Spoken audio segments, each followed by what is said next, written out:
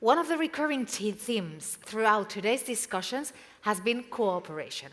Not only cooperation between destinations, but also cooperation between programs, funding instruments, and initiatives working towards similar objectives. Increasingly, efforts are being made to connect these initiatives, align priorities, and maximize impact. The next session is dedicated precisely to this objective. It offers an opportunity to discover projects, exchange ideas, and explore new opportunities for collaboration across programs and territories. To facilitate this session, I am delighted to invite Mrs. Carina Bejar, European Projects Officer at the Tourism Department of the Barcelona Provincial Council. She will guide us through the session and introduce the different contributions. So, Carina, the floor is all yours. Però, Ivana, han de pujar tots. Sí, els has d'avisar. Ah, vale. Good afternoon, everyone, and thanks for staying with us until the last session. This session is the Call for Project session.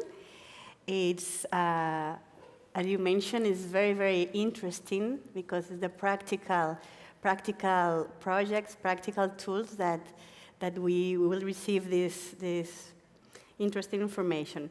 Now we have the opportunity to discover 4 inspiring initiatives funding through the Mediterranean Cooperation Programs, supported by the Mediterranean Multi-Program Mechanism, MMM, showcasing concrete solutions to some of the most pressing challenges facing tourism destinations today. But before we start, it's my pleasure to introduce you to Pascal Favot. Pascal is a project officer at the Interreg Med Joint Secretariat. She works in European territorial cooperation for almost 20 years with a strong focus on key issues related to Mediterranean basin. Now she will present us the Mediterranean Multi-Program Mechanism and the Mediterranean Peer Learning Visits. The floor is yours, Pascal.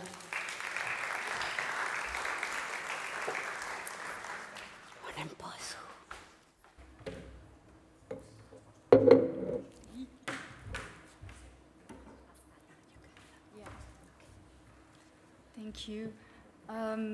I will be short because I don't have the time to explain the whole MMM framework and so on. So just to let you know that all the information is on our website, the Euromed program website, and also the other program participating. All right. Okay, the Mediterranean multi-program mechanism, as Coach just said, there is 10 Interreg programs. There are 10 programs participating in it, representing 24 countries around the Mediterranean. And it has been developed, we had several steps to develop it. Now it's getting to a more concrete frame, and we have today two main opportunities to present to you, in which the project you will hear about are integrated. So the first one, a coordinated call. It is not a common call, it is a coordinated call between the 10 programs that are in the MMM framework. We are coordinating. Why? Because we want to use outputs that have already been developed by projects, and we want to share them. Sorry. And we want to share them. Oh yeah, it's better between programs and to spread the results we had so far. And we are all working for sustainable tourism, so we want to exchange together. Basically, we have a database where outputs from the 10 programs are listed, and to apply to one of the calls from the programs, you have to select one output from this database and then think about a way to transfer them to other territories. That was my second point. And the idea is to scale up the impact of what have been done by projects, you or other projects. how this will work. I will go quickly. Once again, you have all of information on our website, but the idea is that we have common elements shared between the programs, such as, of course, the share of the thematic focus on sustainable tourism. We have this database of outputs where you could, if you are interested in, pick one of them to spread it in the Mediterranean. And also, we tried to plan the calls during the same timeline, so partners have more opportunities also to share on the same thematic. Oh, I see it here, it's better for me. And also, the other point is that since it's independent calls launched by each program, we have, for instance, Euromed or NextMed or other programs, we have our own specificities. So the budget, the type of partnerships expected depends on each program specificities that you can find also in the terms of references. This slide is, I think, important because you have the timeline of all the calls planned to be launched by the end of the year. You have this on our website, but this is mainly, Italy, Croatia launched it 2 days ago. NextMed will launch it in July. Euromed will launch it in September, and so on until the end of the year 2026. So have a look at each program website and you will have all the data. So this was the first opportunity offered in the framework of the MMM. These are projects that can be funded, but we have also developed another tool, which is the Mediterranean peer learning visits. This is a bit different. I mean, it's different because let's say the MPLV are not to be integrated in the applications. It can be done separately. This other opportunity is to, of course, exchange knowledge, increase network, learn from peers, and also still in the idea to spread the results within the Mediterranean area. This works a bit differently. We have also a database where, let me start by the beginning. This is only for ongoing projects. One project wants to see what has been done or what is being done in other territory. We have a database where we have givers and takers. Maybe most of you have already inserted what they want to offer to show or what they are willing to learn about. You go to this database, you see what is offered, and then you take contact and you see what can be done, where should we go to visit the pilot territories. Then you submit an online request, and then you go to visit your peers. And in the end, you will have to provide an activity report. So these two opportunities are different, but still under the MMM framework. I went quickly, but the idea is that the projects you are going to listen to now are part of this MMM framework, and they can offer you, they will explain you and show you some outputs that are in this database. So I hope it will be inspiring, and maybe it will give you the will to apply to one of the calls from one of the programs, or see if you can organize a Mediterranean learning visit, or maybe both if you are if you have the strength. And so I hope you will be interested by these presentations. Thank you. I'll leave it here. Probably there's other questions. Okay. Yeah? Okay.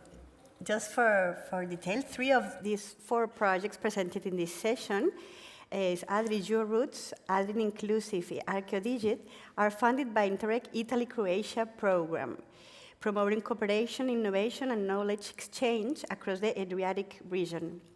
At the same time, it's important to keep an eye on the southern shore of the Mediterranean, where many territories are facing similar challenges while developing their own innovative responses.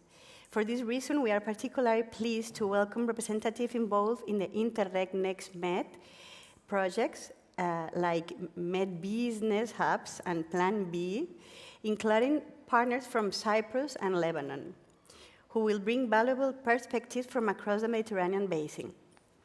What makes this session particularly interesting is that not will all focus only in the projects themselves, but on the concrete solutions that they have developed and the lessons they can offer to other destinations.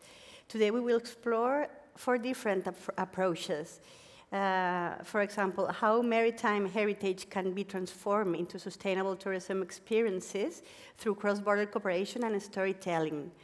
Or, for example, how tourism can become more inclusive, more accessible for people living with dementia and their caregivers. How archaeological heritage can be connected to the local communities and tourism ecosystem through a digital innovation and participatory approaches. And finally, how biodiversity, beekeeping, and the rural entrepreneurships can generate new opportunities for sustainable tourism, local development. Together, these projects demonstrate that innovation on tourism goes far beyond technology. Innovation means also about building partnerships, empowering communities, preserving heritage, and strengthening local economies, creating meaningful experiences for visitors.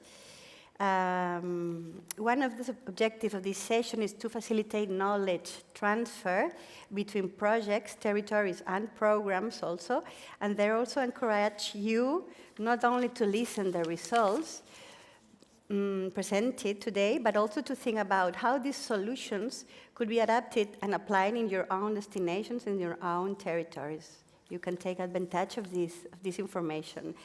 After the presentation, we have a few minutes for questions if you want to direct the questions at one of the speakers. Okay, with this, let us begin. Our first presentation takes us into rural landscapes, biodiversity, and local entrepreneurships. Through the Med Business Hub and Plan B projects, beekeeping becomes much more than agricultural activity. It becomes a way to create authentic tourism experiences. It's therefore my pleasure to welcome Mrs. Demetra Palaonda, Director of the Department of European Affairs and Programs at the Cyprus Chamber of Commerce and Industry, and Mr. Said Gedeon, Deputy General Manager and Head of Services of Agricultural Development at the Chamber of Commerce, Industry and Agriculture of Lebanon, who will present the solution bee-based experiences for sustainable rural tourism.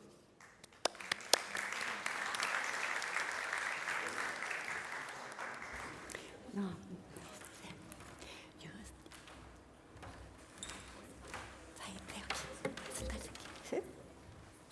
Thank you.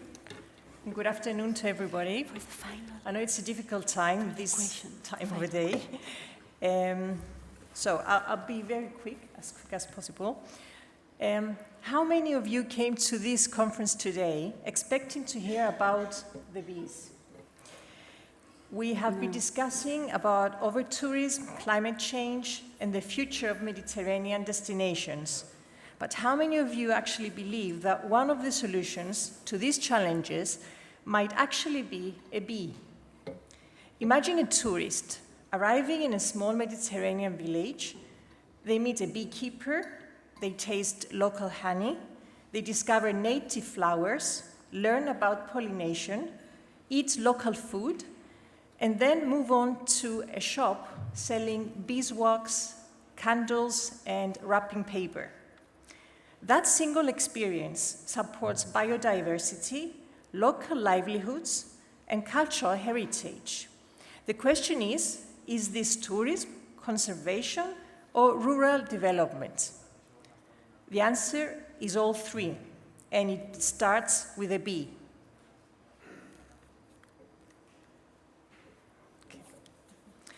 So when we think about tourism, we often think about beaches, monuments, gastronomy, or cultural heritage.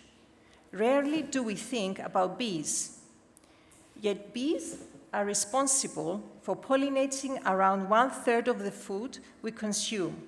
They support biodiversity, agriculture, landscapes, and local ecosystems. Without bees, many of the landscapes that visitors travel to experience would simply not exist. The question we asked through the Med Business Hubs, funded by the Interreg NEC-VC Med program, and now the ongoing Plan B Interreg Next Med project, was simple. Can bees become ambassadors of sustainable tourism? Our answer is yes. Not only can they attract visitors, but they can also generate income for rural communities, create jobs, strengthen local identity, and contribute to environmental protection. For many years, beekeeping was viewed primarily as an agricultural activity. However, we discovered something much bigger. Visitors increasingly seek authentic experiences. They want to meet local people, they want to understand traditions, they want to taste local products and connect with nature. This is where apitourism comes in. Apitourism combines beekeeping, biodiversity, gastronomy, culture, local traditions, and rural landscapes into one meaningful visitor experience. It transforms tourists from spectators into participants, and it transforms beekeepers from producers into storytellers and tourism ambassadors. One of the most important results of the Med Business Hubs project was the creation of the honeybee routes across Cyprus, Egypt, Italy, Lebanon, and Palestine. These routes connect beekeepers, local producers, rural SMEs, gastronomy businesses, natural landscapes, and traditional knowledge. Visitors can discover local flora, learn about pollination, taste authentic honey, meet local entrepreneurs, and explore lesser-known destinations. The routes create value far beyond tourism. They increase visibility for rural areas, and they support local businesses. They encourage at the same time environmental awareness, and they keep economic benefits within local communities. Another key lesson from Med Business Hubs was that sustainable tourism requires collaboration. No single stakeholder can achieve tourism transition alone. We therefore created local bee-based clusters, bringing together beekeepers, tourism operators, SMEs, food producers, chambers of commerce, local authorities, civil society organizations. This territorial approach strengthened local value chains and created new partnerships.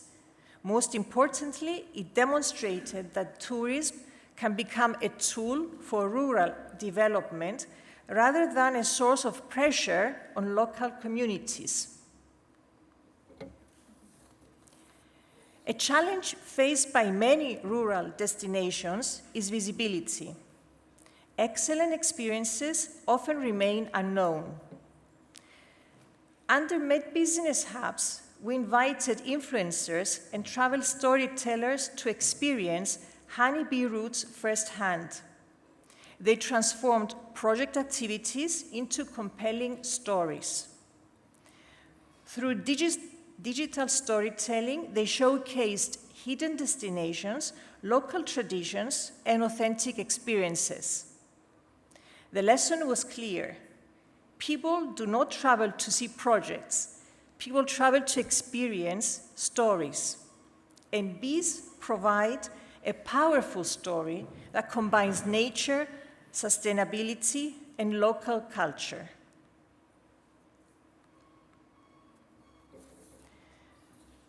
Today, we are running the Plan B project. So we're taking this vision even further. The project is expanding and strengthening the bee economy across more Mediterranean regions by including Jordan in our partner countries. We will be including bee-branded regional clusters. We will be setting 6 regional apitourism offices that basically will be promoting the honeybee routes expanded and developed through the previous project into a structured and more organized way by inviting tour operators to actually run the routes, to actually experience this with real tourists in the partner regions. We will also offer honey gastronomy and HoReCa initiatives. So we will invite chefs to get inspired and produce, be creative, to think of recipes that all have to do with honey. And we will be creating competitions for them, as well as developing electronic recipe books that will be promoting the honey bee gastronomy across the Mediterranean.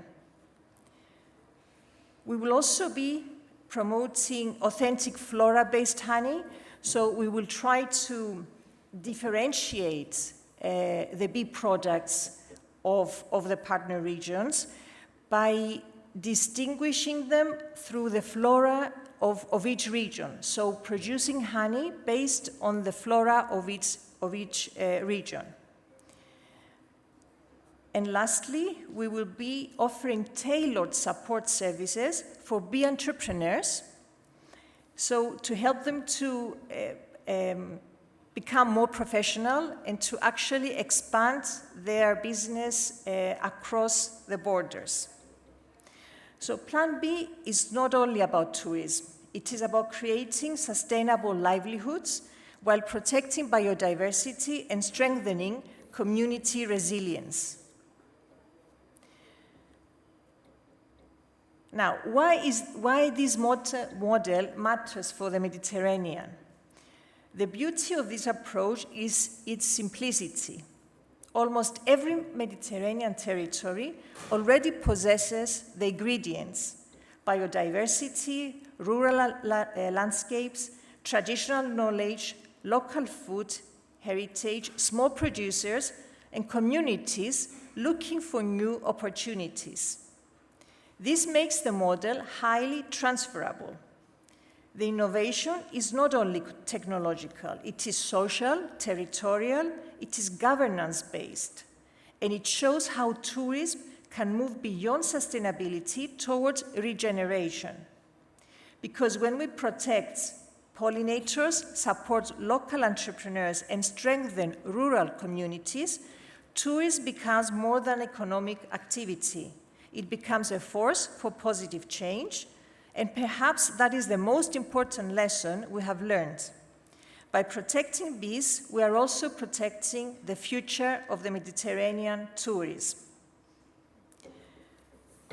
Thank you, and I hope you will also be inspired and spread the word for the bee passion.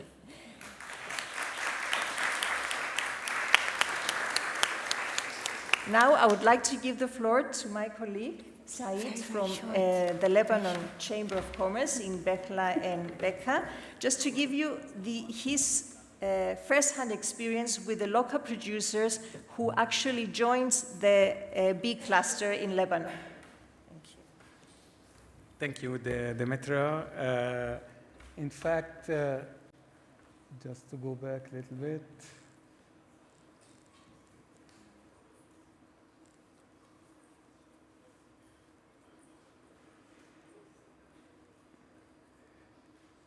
I'm going to share our first experience in Lebanon with the apitourism.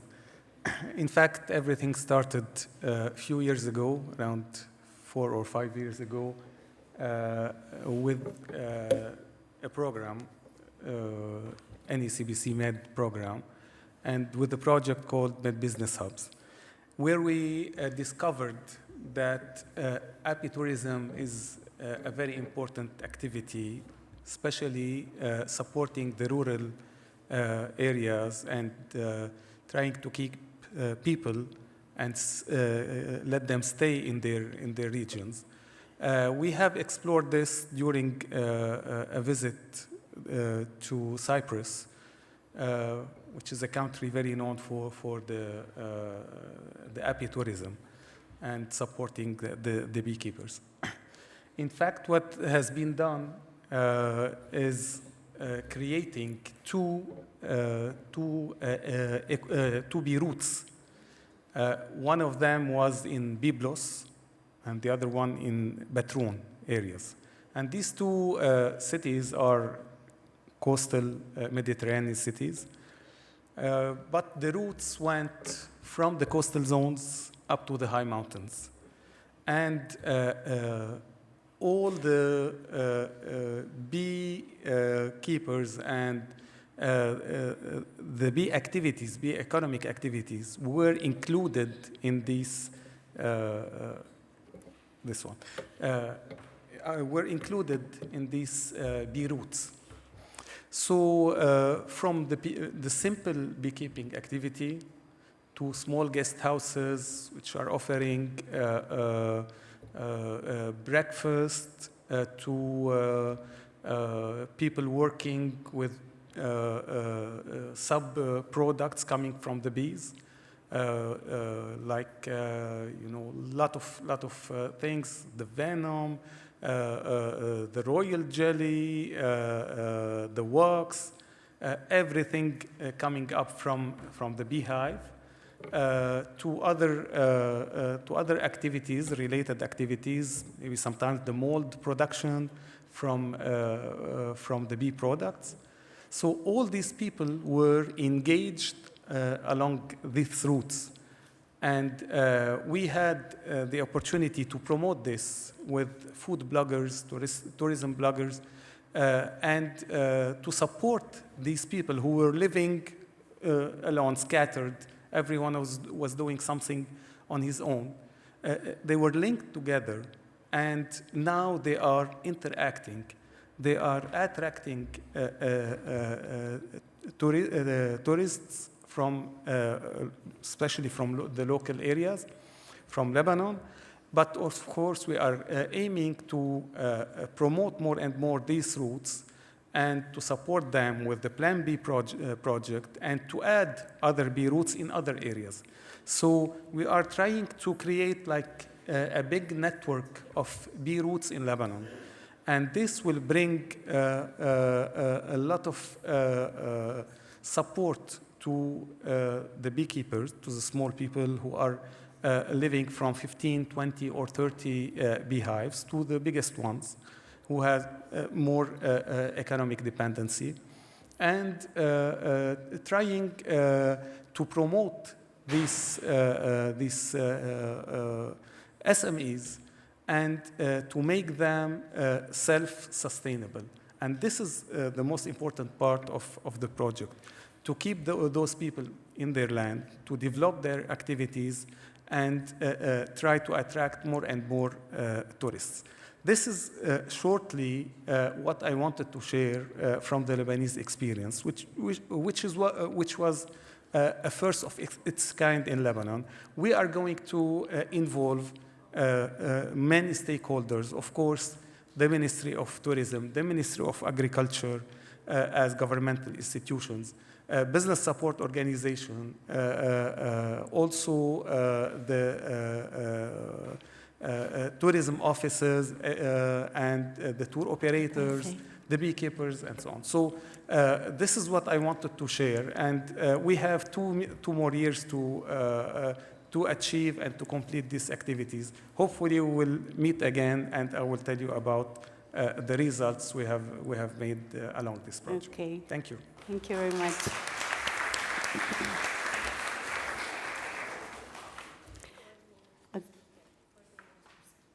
Yes, 4 minutes for the other one. Our next presentation takes us on the Adriatic coast, where maritime heritage is being transformed into a driver of sustainable tourism development. Adri has created a network of thematic routes connecting ports and surrounding territories through digital storytelling, cultural interpretation, and cross-border cooperation. It's my pleasure to welcome Mr. Guido Betorel, Head of Development and Promotion Sector at the Central Adriatic Ports Authority, that will present Connecting Ports through Maritime Heritage and Sustainable Tourism. The floor is yours.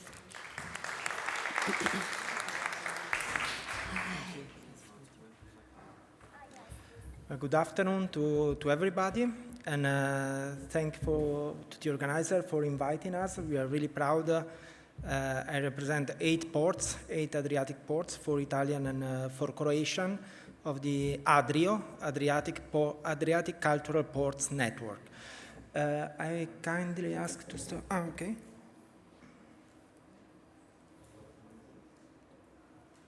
The 2 videos should start. Well, ADRIO is, you will see appearing now on the screen. ADRIO is a word that we created together, and is a merge of the Italian word Adriatico and the Croatian word Jadransko more. So it's really a matter of merging the different cultural heritage that are on the 2 shores of the Adriatic, so the Italian and the Croatian sides, and in particular focusing on the maritime and port culture. Why should port deal with an issue like culture and should put it in connection with sustainable tourism? Of course, because ports are a gateway for a territory. So we are perceiving more and more in these years. We started in 2019 working on the ADRIO platform. We felt the need to be more and more part of the destination, part of our territory, and to put in evidence, to give light to the fact that the port culture and the maritime culture is not limited to the shores of our regions, of our territories, but really influence the history, the identity, the food, the perception of the different areas. So we decided to work with the digitalization to have a single, we said, a virtual museum in the pocket of every potential visitor, where we put together the contents, the different contents related to maritime and port culture. As you can see, ports have tangible cultural heritage, but also a lot of know-how, contemporary and from the past, that can make be available.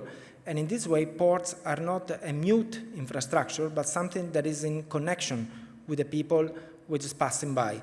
And we refer not only to traditional passengers or cruisers, but also, for instance, for nautical tourism, which is a sector that is growing very much and is particular from the point of view of sustainability. As a port, we are ports of small and medium size, so we faced also the challenge we have in our ports, also the port of Venice in our partnership. We faced also the challenge of promoting alternative contents, alternative suggestions to diversify the tourist flows, not to focus on the must-see destination, but to enrich the territory and the experience with some other parts that rely on the maritime and port culture of the territory. Nowadays, with the second project, and the second video I think will start shortly, that is ADRIO Roots, we made a step forward. In particular, instead of having the 8 virtual museums in the single platform, we decided to put all the contents together and create 7 routes.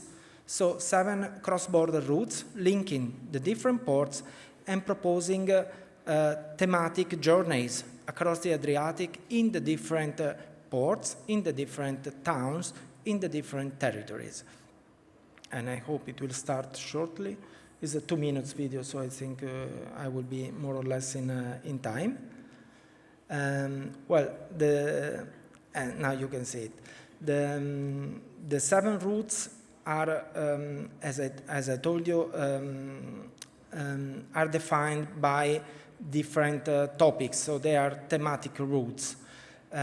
You will see it shortly, and working together, it showed that the platform, this Adrio platform, this online platform that is cross-border, is fully scalable, is usable for putting together and linking the different contents, and is transferable because potentially it can be used as a model for other network of territories interested in promoting themselves and promoting this connection.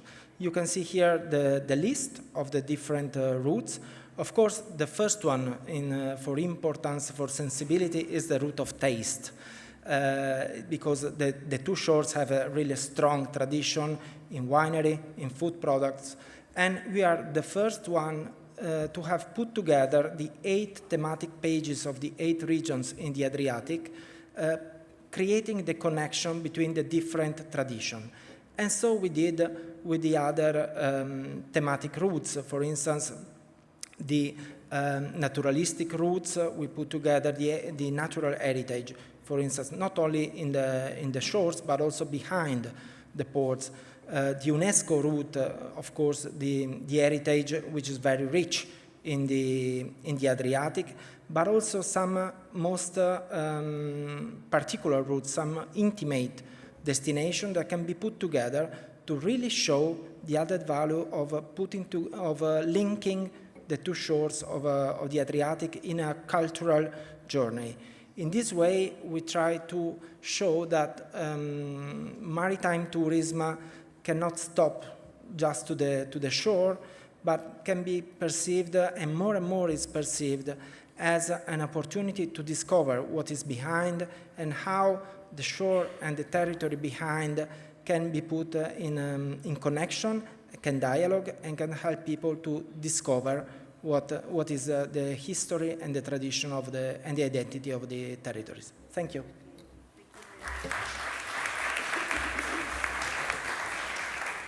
Thank you very much, Guido. I'm sorry. Our third project reminds us that sustainability and inclusion go hand in hand. As Europe's population ages, destinations are increasingly challenged to ensure that tourism experiences remain accessible, welcoming, and meaningful for everyone. Adrian Inclusive addresses this challenge by bringing together tourism professionals, healthcare, and welfare actors to create a test tourism experiences specifically designed for people living with dementia and their caregivers.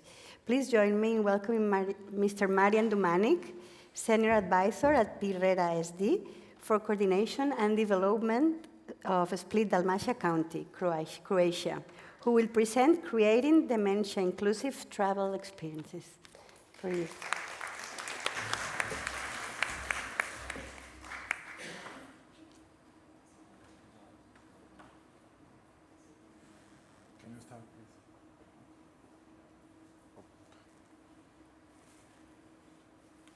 Okay. Good afternoon, everybody, and thank you for giving me opportunity to present the project Adria Inclusive. As Ms. Karina already said, financed under the program Italy-Croatia, under priority 4, culture and tourism for sustainable development. The main goal of the project is to design innovative and sustainable tourism offer and ensure equal access and social inclusion for people living with dementia and cognitive decline across tourist destinations in the Adriatic Sea. It is notable to say that the project during the evaluation phase got really high grades because it was completely unique, because it was the only project dedicated specifically to the social inclusion of this vulnerable group. And as I will show you in this slide, it is not a small number of people that are involved in this situation. As you can see, the Europe is facing major demographic shift. Europe is old and Europe is getting older. Alzheimer Europe estimates that in 2025 we had 9 million people living with dementia in the European Union, and by 2050 we can expect this number to go around 40 million people. In Italy the numbers are even worse, currently 1.2 million, and by 2050 we can expect this number to double. It is important to say that dementia is not just medical diagnosis for one person. It completely changes the lives of family members and caregivers who provides non-stop emotional and physical support. Let's say it's a collective community challenge.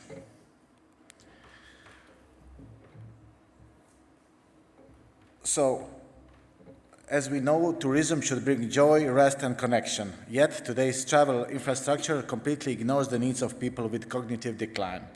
Caregivers desperately need a break to recover from emotional burnout, but mainstream tourism it's simply not designed for them. And ADRI Inclusive comes to this gap and reframing tourism, proving that vacations can be adapted to be predictable, safe, dignified, and stress-free for entire family. So what we did to change this into reality? We created this toolkit for inclusive holidays, guidelines professionals. They are pretty exhaustive and detailed descriptions of pre-trip preparation and on-trip activities that needs to be supported. Based on these detailed guidelines, we prepared this accessible booklet for families. It selects some sort of memo to carry on within and during the vacation, to be reminded what needs to be done in order that this trip should be safe. We prepared training modules and organized modules for hotel and tourism staff to handle communication and create calm environments. And of course, we created this network of tourism operators who are involved in this kind of business and operators who are willing to be part of this in the future, so we can make this exchange of practice. After this paperwork, we tested the ideas in the real world. We launched 5 joint pilot actions across Italy and Croatia to test this into the real life. So we designed 5 vacations.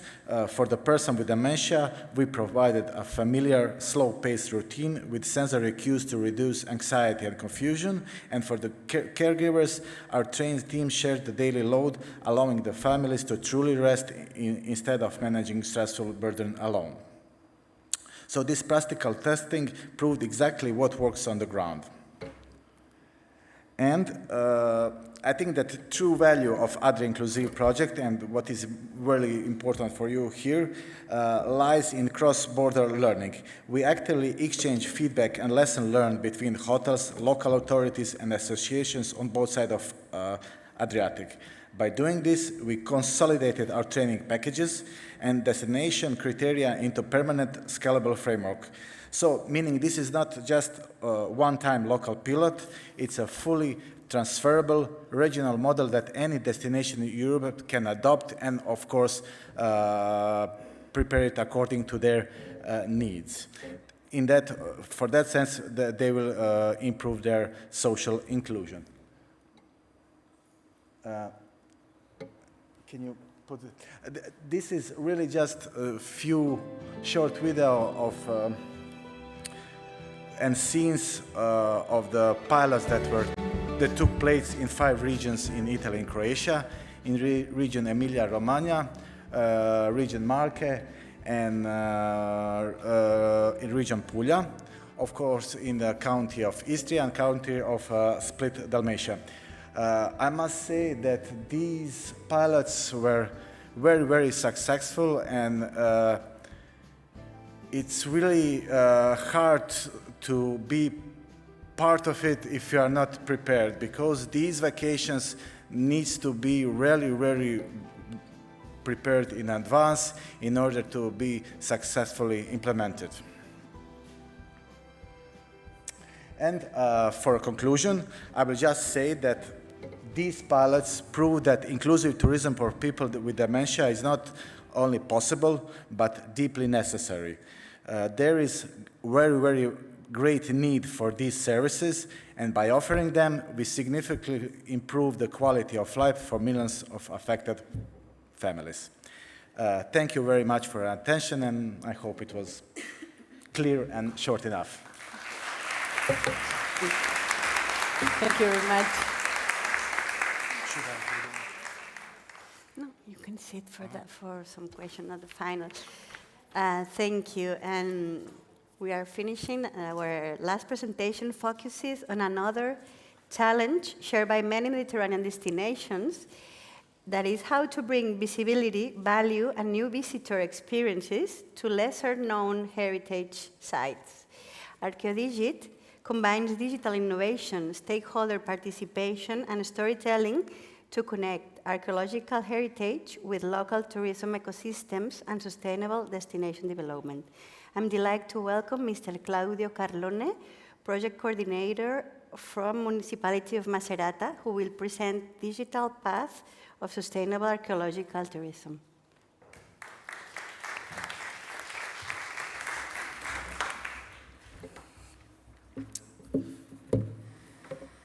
Okay, I will try to be short, very short, because the day was long for everyone, and I think what we have to try to express better what is the core of our project and what is the work we are doing.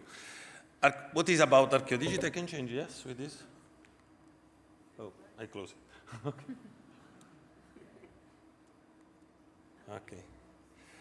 So, what is ArcheoDigit in short? ArcheoDigit is a project that tries to address the valorization in a cultural ecosystem of archaeological areas, in particular those areas that are less known, because you know, when you have Pompeii, you have Colosseum, or other very important, it's very easy. It's still difficult, but it's easier. What we tried in ArcheoDigit was to demonstrate that also minor archaeological area, or less important, less known archaeological, I will not say less important, less known archaeological area, still can be an asset for touristic and economic and social valorization in territory. Because when you look at it, what we try to do in ArcheoDigit, we try to develop an innovative methodology. I highlight some words. An integrated strategy that is very important, because when we try to develop an asset, if it today was said in an old way, in different contexts, it's extremely important that you approach the problem in an integrated way, connecting with policy dimension, with the local dimension, territorial dimension, societal dimension, no? And participation. And also we try to address the need of skills, because you know, we can develop all the method that we want, all the solution that we want, but then if you don't have people able, capable to show us, or to show the other, the value of this solution that we are proposing, this will not work. So we address on a joint methodology, we try to address the capacity to develop good solution or innovative solution that could be applied to different territorial contexts, and we try to develop skills that are necessary to maintain the solution viable and sustainable in the lasting run, let's say. And to do that, we developed what we did. We developed an integrated methodology, and then, according to this methodology, I'm sorry, I'm trying to move, sorry.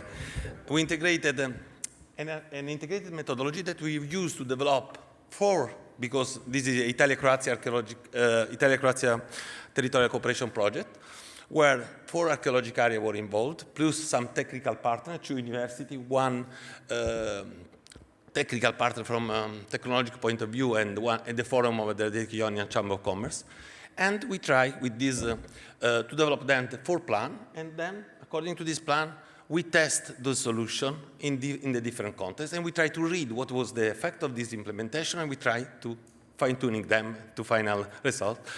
That will be the elaboration of the adoption of the plan from the different territory, but also a joint signature of a strategy that will help us and other partners that are willing to be involved in this pathway in the future, keeping the platform and keeping the solution developed in the future.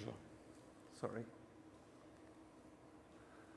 In practically, the ultimate goals of ArcheoDigit was to demonstrate that this solution can be applied, can be connected, and can be bring the archaeological area in a more general and balanced and sustainable touristic ecosystem. Because tourism alone cannot work, archaeological and cultural heritage alone cannot work, but the synergy can generate added value.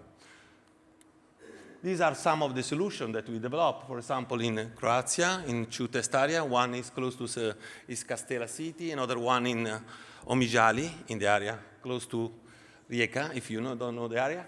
And as well, some immersive situations that are, we are still finalizing the pilot, but they will be ready very soon. The project will finish at the end of this year.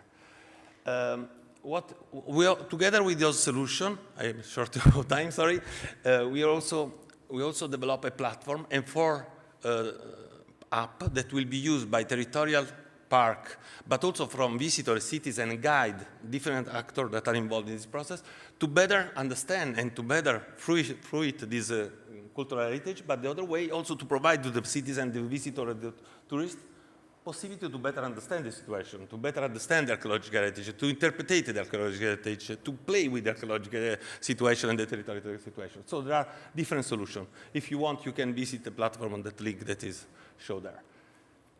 And this is, for example, is the page of the gamification route, for example, from the municipality of Macerata, but there are other solutions also in Sepino, also in Castella, and also in Omižali city. Why we believe that our model, our methodology, and our solution are transferable? Because we try to build them on some common element that I think were touched also by previous projects. We test in different situations. We test with different contexts and with different level of innovation, because not all the archaeological parks have the same competence, the same capacity, the same solution, and the same resource. So this different context setting and this different approach lead us to develop something that we believe is transferable. And last point that I want to highlight, that I would like to highlight, is the fact that a very important point was the participation of the actor, a truly real co-creation approach that guided us during the development. Altogether, we developed the methodology. With the local labs and co-creation workshop, we discussed about those solutions, and we tried to fine-tune to the specific need of person, of people, because it's not just institutions, they are important, but also people are fundamental for this process. Thank you very much. I will stop there. You see here.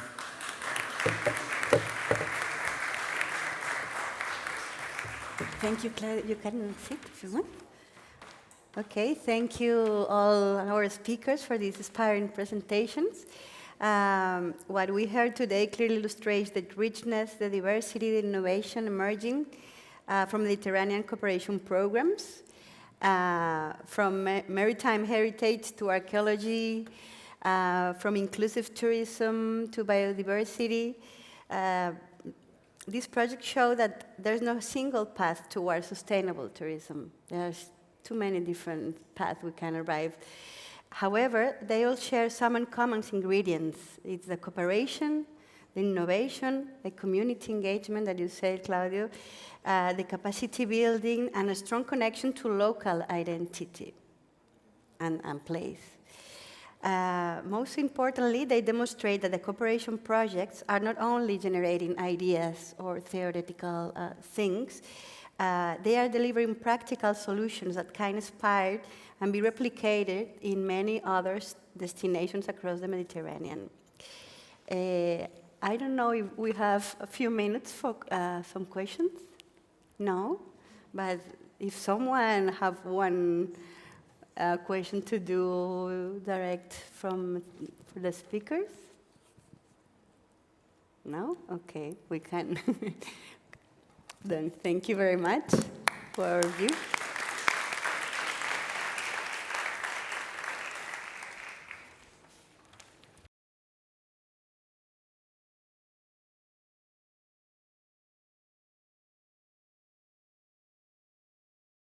Thank you. Can you hear me? Thank you very much, Karina. Thanks to all the participants. I'm sure some people in the audience will approach you later in the evening all tomorrow because they're curious about your projects or super interesting projects. Every new connection, sorry. You need to present something now? Yes, the presentation. Oh, I'm so sorry. I thought Karina was, okay, sorry. I thought it was over. I'm so sorry. I'm not going to take a lot of time. I just wanted to introduce something that is ongoing already down below after the end. And that's our Nature for Climate Change exhibition and networking cocktail, which I'm inviting you all that are here. Which I think that we can say cheers for all these great European projects making Europe better. I think that would be the sum of today's for me. But anyhow, I just wanted to give you a little context what is going on in the atrium of this beautiful venue. We have all been talking about a lot of nature-based solutions have been talked about, but in the way what is the actual practice and what are we doing, you can discuss further on with our pilots, which are underneath. So we have 7 pilots within our project. You can see their names here. And just think for 5 seconds, have you ever visited any of them? If somebody has any of them, raise your hand. Few, so it's time for all the others to get introduced for our pilot size, at least virtually, and then to discuss also with our pilot destination representatives about some of these things. Go to 1, to 3, take a glass of wine and discuss with our pilot destinations what are the outcomes they have been doing in their destination, who are the people behind those implementations that are happening and ongoing just now. Discover what solutions they tested and why have those been picked up, and also discover our beautiful Mediterranean destinations. Don't be shy, ask any question that you believe that you have regarding the MBS, regarding action planning in tourism, regarding the climate change, regarding the replication opportunities, or regarding tourism in the end. It's quite open for all of you being there to discuss it with our pilot destinations. Enjoy the tour, take your glass of wine, take whatever you want from our catering services, and also just a short, we have on each of the stands, we have postcards, we have some teas, soaps, and similar goodies from our destinations which can help you introduce and get to know us better. Thank you very much.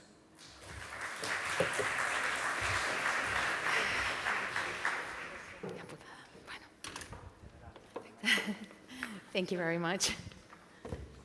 Thanks a lot. Well, we have now reached the end of the program for the first day of the 3rd Med Sustainable Tourism Convention. Just before inviting you to continue the evening program, I would also like to remind you of tomorrow's agenda. The 2nd day of the convention will include the institutional session featuring the Minister of Industry and Tourism of Spain, together with additional high-level discussions and thematic sessions.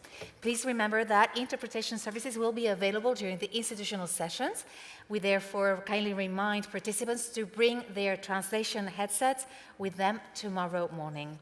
And the 2nd day will also include parallel sessions exploring a wide range of topics, including blue economy, circular economy, regeneration and biodiversity, water scarcity, data and technology, diversification, and tourism products. We look forward to continuing these discussions with all of you tomorrow. However, the day is not over yet, as has just been explained, and we now invite you to continue downstairs for the Nature for Change interactive exhibition and networking cocktail. Thank you very much. Have a wonderful evening. See you tomorrow.